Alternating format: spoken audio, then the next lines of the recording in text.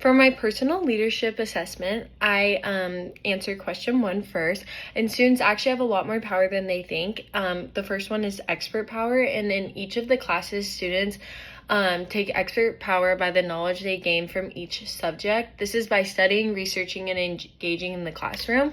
And when you demonstrate knowledge during discussions or group projects, peers are more likely to listen to your perspective because they can tell that you're very well versed.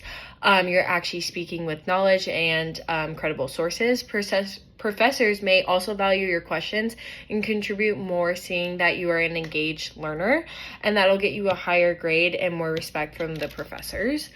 And just again, you gain more power. And then the second one is legitimate power, and as students we actually do have certain rights and responsibilities at the university. We pay tuition, keep up with our coursework, and in return we're treated with respect and graded fairly, or that's what we at least hope, because if we're paying all that money, then we should be getting something out of it. And so we actually are paying for the professors to treat us fairly. And that's something that's commonly misconstrued that I've noticed. This kind of power gives students a basic level of authority when talking to professors or administrators, because they are paying them to give them the time that they deserve and their money well spent. It lets you speak up and ask for things that you need, like clarification on assignments, extra time if something comes up, or other accommodations, because that's always happening. And then I also answered question 5, and I've definitely worked with a difficult person in a group project. They wouldn't respond to our group messages and really contribute to the work, which made it very stressful on the rest of us, and we had a bigger workload. And at first I communicated in very more passive communication style by just reminding them about deadlines and hoping they would step up.